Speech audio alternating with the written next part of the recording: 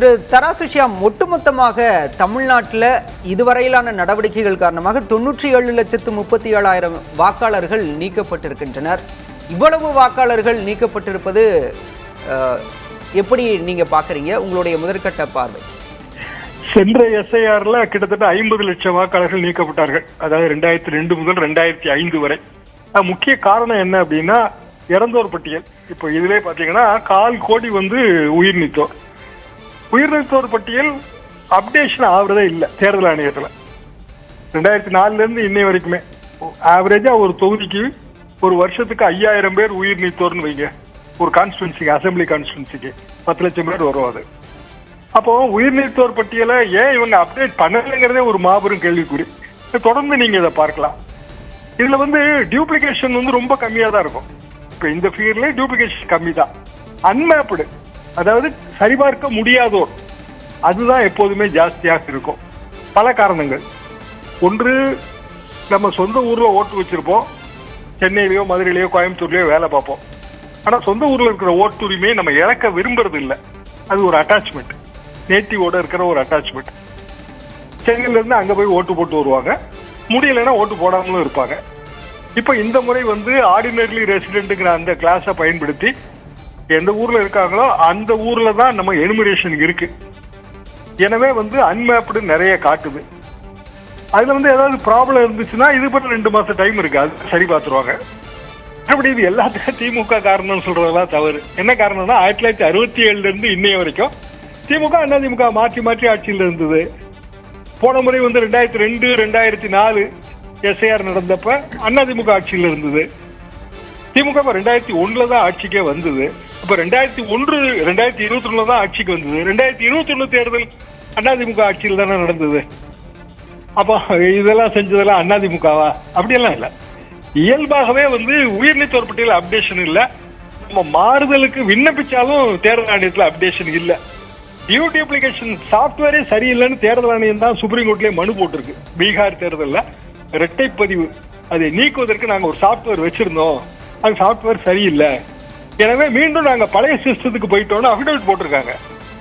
அது பழைய சிஸ்டம் எது அப்படின்னா அந்த இஆர்ஓ அப்டேட் பண்றது, அதாவது பிஎல்ஓஸ் கலெக்ட் பண்றாங்க. அது 99% கலெக்ட் பண்ணிட்டாங்கன்னு அர்ச்சனா பட்நாயக் அவர்கள் தான் சொன்னாங்க. 99% அவங்க அப்லோடு பண்ணுவாங்க. அதாவது அவங்க என்னெல்லாம் வாங்கினாங்களோ அது எல்லாமே அப்லோடு பண்ண பிறகு இஆர்ஓஸ் சரி பார்க்கறாங்க. அதுல அன்மேப்டு நீக்கி இருக்காங்க. இப்ப அன்மேப்டுல யாராவது உண்மை வாக்காளர்கள் இருந்தாங்கன்னா கட்சிகளோட கீழ் லெவல்ல இருக்கவங்க பிஎல்ஏஸ் திருப்பி ஃபார்ம் 6 வாங்கி கொடுத்து சரி பார்ப்பாங்க. அப்ப இதற்கும் வரைவு வாக்காளர் பட்டியலுக்கும் நிஜ வாக்காளர் பட்டியலுக்கும் இடையிலேயே நல்ல வித்தியாசம் வருங்க. பிராக்டிகலா பார்க்க வேண்டியது 26 லட்சம் பேர் இறந்தோர் பட்டியல். இது எத்தனை வருஷமா இறந்தோர் பட்டியல் நீக்காம இருக்காங்க? இடம்பெயர்ந்தோர் பட்டியல தான் உண்மையான ப்ராப்ளம் இருக்கும். என்ன காரணம்னா இப்ப நம்ம அது கிளாஸ் ரொம்ப ஸ்ட்ரிக்டா அமல்படுத்துறோம். ஆனால் மற்றபடி இரட்டை பதிவுன்னு பாத்தீங்கன்னா வெறும் 3,39,000 பேர் தான் இருக்காங்க, 2 பதிவு உள்ளவர்கள். இப்ப இடம்பெயர்ந்தோர் பட்டியலை இப்ப சரி பார்ப்பாங்க. சரி பார்த்த பிறகு இது ஓரளவுக்கு சீராகும் தான் நான் நினைக்கிறேன். மற்றபடி இதெல்லாம் திமுகவோட தவறு, அதிமுகவோட தவறுன்னு ஒட்டுமொத்தமாக கட்சிகள் பேர்ல பழி சொல்றது அர்த்தம் இல்ல. அந்த இடத்துல தமிழிசை கருத்துல இருந்து நான் மாறுபடுறேன். திரு தராசுஷியாம், நீங்க குறிப்பிட்டது போல இறப்புங்கிறது ஒரு 26,94,000 பேர், இரட்டை வாக்குகள்ங்கிறது 3,98,000 பேர். அப்படிங்கிறப்ப முகவரியில இல்லாதவர்களை அவங்கள அணுக முடியல, அடையாளம் தெரியல அப்படின்னு ஒரு பதத்தை பயன்படுத்துறாங்க. அதுல 66,44,881 பேர். இப்ப மறுபடியும் இந்த நடவடிக்கைகள் மூலியமா அவங்களை அடையாளம் காண முடியுமா? அவங்களை எப்படி மீண்டும் பட்டியலை சேர்க்க முடியும்? உண்மையிலே அடையாளம் காண முடியும். நிஜமான சிக்கல் இதுல என்னன்னாங்க, இதுக்கு முன்னாடி எல்லாருமே அவங்க நேட்டிவ்ல ஓட்டு வச்சிருந்தவங்க எல்லாருமே அங்க போய் போட்டுக்கிட்டு இருந்தாங்க. இப்ப அப்படி போட முடியாது. என்ன காரணம்னா இவங்க பிஎல்ஓ கொடுக்க வரும்போதும் திருப்பி ஃபார்ம் வாங்க வரும்போதும் அவங்க இருக்கணும். அப்படி ஆகும்போது இயல்பாகவே அது வாய்ப்பு இல்லை. அதுல ஒரு ஜெனியூனான விடுபடுதல்கள் இருந்துச்சுன்னா சரி பார்த்துடலாம். இப்போ திருவல்லிக்கேணியில ஏகப்பட்ட வாக்காளர்கள் ஈடுபட்டு இருக்காங்கன்னு சொல்றாங்க, ஆட்டோமேட்டிக்கா பார்ப்பாங்க. இப்போ வெஸ்ட் பெங்கால் ஏதோ ஒரு தொகுதியில கிட்டத்தட்ட 40,000 பேர் இல்ல, மம்தா அவர்களே நேரடியாக போய் பார்த்து அதை சரி பார்த்திருக்கிறாங்க. அது மாதிரி இனிமேல் நாளையில இருந்து பாத்தீங்கன்னா இந்த ஒர்க் நடக்கும். அப்ப இதுல ஒட்டுமொத்தமாக தேர்தல் ஆணையத்தையும் நம்ம குறை சொல்ல வேண்டியது இல்லை, கட்சிகளையும் குறை சொல்ல வேண்டியது இல்லை. இது ஒரு தேர்தல் பாயிண்டும் இல்லை. அப்ப உண்மையிலே பாத்தீங்கன்னா இந்த பிஎல்எஸ்ல ரொம்ப ஆக்டிவா இருந்தது திமுக தான். இப்ப அவங்க ஓட்டுன்னு இருந்துன்னா அவங்க ப்ராப்பரா வந்து எல்லா நடைமுறைகளையும் கடைபிடிச்சிருப்பாங்க. ஆக்டிவாவே இல்லாத கட்சி ஜீரோ ஆக்டிவ் அப்படின்னு பார்த்தா பிஜேபி, காங்கிரஸ், அதிமுக ஓரளவுக்கு கிராமங்கள்ல ஆக்டிவா இருந்துச்சு. பெரும்பாலும் வந்து கட்சிகள்ல திமுக மட்டும்தான் அந்த 2 ஃபார்மையும் ஃபில்அப் பண்ணி கொடுத்து, இல்லைன்னா அந்த பிஎல்ஏஸே வாங்கிட்டு போய் ஃபில்அப் பண்ணி கொடுத்து, அப்ப இதுல இருக்கிற ஓட்டுலயே வந்து நிஜமாவே திமுக ஓட்டு கூட இருக்குமோன்னு எனக்கு ஒரு சந்தேகம் இருக்கு. திரு தராசிகம், முன்னாள் மத்திய அமைச்சர் ப சிதம்பரம் வரைவு வாக்காளர் பட்டியலை வீடு வீடா சென்று போய் சரிபார்க்கணும் காங்கிரஸர் அப்படிங்கிற ஒரு வேண்டுகோளை வச்சிருக்காரு.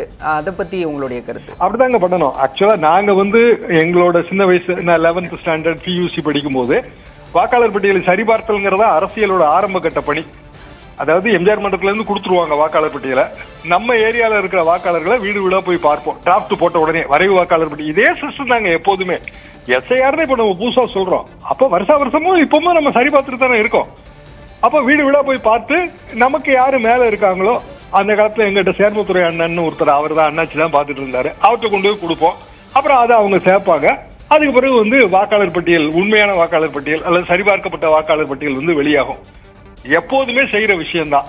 இந்த முறை ஏற்பட்டிருக்கிற மாறுதல், முக்கிய மாறுதல் எதுன்னு நான் பார்க்கிறேன்னா, நம்ம எந்த இடத்துல இருக்கிறோமோ, ஆர்டினரிலி ரெசிடென்டா எங்க இருக்கோமோ அங்க மட்டும்தான் ஓட்டு போட முடியும் என்று வந்து தேர்தல் ஆணையம் வந்து ஒரு நிபந்தனையை கொண்டு வந்திருக்கிறது. நான் அதை எதிர்க்கிறேன். ஏன்னா என் ஓட்டு நான் எங்க வேணாலும் போடுவேன். எனக்கு எங்க சொந்த ஊர்ல ஓட்டு இருக்குன்னு நான் விரும்புறேன். அதை தடுப்பதற்கு நீங்கள் யார்? எனக்கு என் சொந்த ஊருக்கும் உள்ள கனெக்ஷனே அதுதானே. நான் 30-35 வருஷமா நான் என் சொந்த ஊர்ல போய் ஓட்டு போட்டுட்டு இருக்கேன். நான் மெட்ராஸ்ல தான் ஓட்டு போடணும், நீங்க எப்படி கம்பல் பண்ண முடியும்? இந்த கேள்விகளுக்கு இங்க விடை இல்ல. இதெல்லாம் சுப்ரீம் கோர்ட்ல எழுப்பியாச்சு, ஆனா வந்து விடை இல்லை.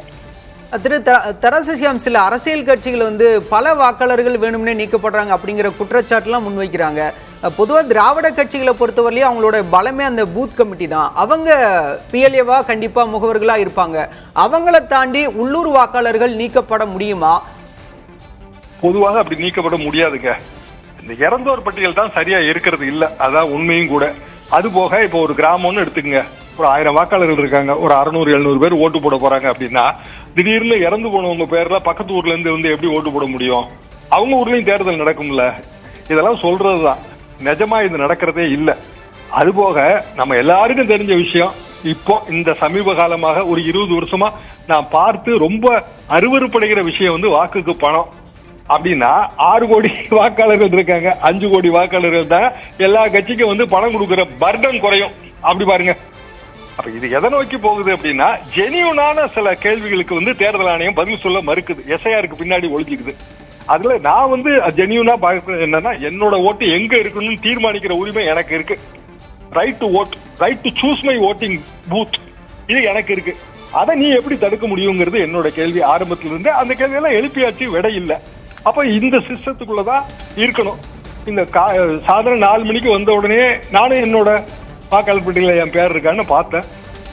நான் பாஸ் ஆயிட்டேன் அப்படின்னு ரொம்ப மகிழ்ச்சி ஆயிடுச்சு. ஏன்னா நல்ல வேலையா இருந்துச்சு, எனக்கும் இருந்துச்சு, என் மனைவிக்கும் இருந்துச்சு. இப்படி நிறைய பேர் பாஸ் ஆயிட்டோம்னு நினைச்சிட்டு இருப்பாங்க. பாஸ் ஆகாம மார்க் பத்தாமலோ இல்ல தவறுதலான விடுபடுதல் இருந்தாலும் திருப்பி ரீடோட்டலிங்க போக தானே போறோம். கண்டிப்பா திரு தராசிகம், இணைப்புல வந்து உங்களுடைய கருத்துக்களை பகிர்ந்து கொண்டமைக்கு நன்றி.